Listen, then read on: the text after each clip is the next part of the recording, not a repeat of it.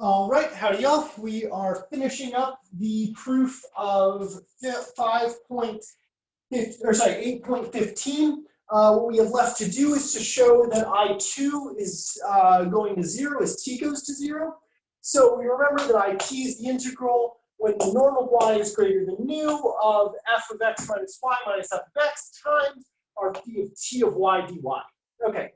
So right off the bat, what we're going to do is we're going to define a p prime to be the conjugate to p, remembering that f lives in LP. And then we're going to let x be the characteristic function for our integral, for the bound of our integral. So y such that the norm of y is larger than nu, larger than or equal to nu. Then we can apply Holder's inequality. Now the way that we're going to do this took me a couple seconds to figure out. But we're going to distribute phi of t of y first. We're going to notice that when I distribute it here, this guy and this guy are with respect to y. We're taking the we're going to split the integral. Then the product of these two being integrated, since they're both in L1, exists, and hence we can apply Holder's inequality because that's the same thing as taking the L1 norm of their product. So then we're going to get FP, characteristic function phi sub t of p prime, right? Then secondly, we're going to look at the second integral, because remember, we split the integral after we distribute. We have phi sub t of y times f of x. However, f of x doesn't have a y in it, so we can just factor it out, and what we're left with is the characteristic function times phi sub t of 1. And again, we can replace phi sub t of y with the characteristic function because of the bounds of the integral. Okay? Now, we're going to split this up into two cases, because if we can show that this norm is going to 0 with respect to t for all values of for all norms, specifically we need p prime and 1, then this whole thing's going to 0. So we're going to first look at when we're going to call the norm, or sorry, the subscript on the norm, we're going to call it q. We're going to break it into two cases, when q is infinity and when q is less than infinity.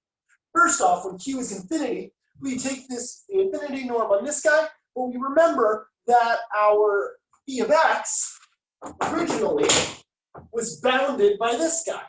So what we do is we get c times, this was phi, here we have phi sub t. Phi sub t, again, we have to pull out the t to the negative n, and we divide the variable by n.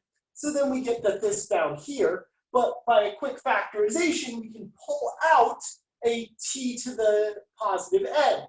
In which case, we're going to end up with a t here. This t is going to go away because of the negative n exponent. We're going to then get that this is just t to the epsilon, and then we have that this whole thing here is less than c times nu to the n minus epsilon, t to the epsilon. And the reason we can do this is because this function 1 plus x to the negative n epsilon, because n is positive, because it's the dimension of our space, we're going to get that this is monotonically decreasing. So if I remove t, this thing gets larger, right? So, because t was positive. So now I end up with this guy here, and this is clearly decreasing with respect to t. So as t goes to 0, the epsilon is obviously going to 0, and then this whole thing's going to 0. So that we get that it is bounded in the case that our p prime is, or sorry, in the case that, so we get that this norm is going to 0 with respect to t going to 0 when q is infinity. Now we need to show when it's less than infinity.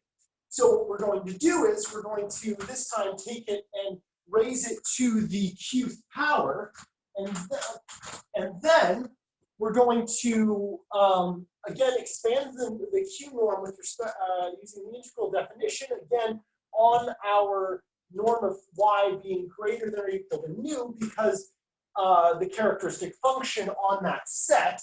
So then we just factor, this is not with respect to y, so we factor it out of our integral. And then we're going to substitute y for we're going to substitute y for z, where y is, we're going to substitute y over t for z. Then we get our integral with respect to z. And then because we have we have this nice bound on our phi of x, we can then concern ourselves solely with we can pull out our, we can replace our interior function with its bound, pull it out, and then we can integrate with respect to a single variable as r becomes arbitrarily large. As we take the size of the variable out to infinity. Then we get this integral here, but this integral is just a basic Calc 1, Calc 2 integral, so we can replace it with its value. We're just going to end up with the +1, so that 1's going to drop off. We evaluated it at the lower and upper bound. Obviously, this thing's going to 0 as it goes to infinity, so we just end up with the lower bound here without the 1 there for our thing. And then we change that to C2, which is the new bound on our, why does that change to C2?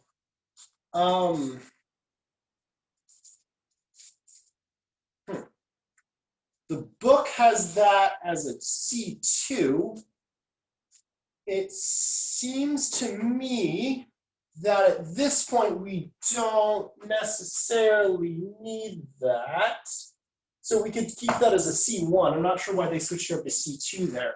And then in the last step, we show that this is then, we then have a function of t with respect to epsilon q when if we distribute the exponent into the fraction, and then we call everything that doesn't have a t in it times C1, C3, and then we again have it bounded by a constant and t to the epsilon q. Again, epsilon q are fixed, so as t goes to 0, this thing here is going to go to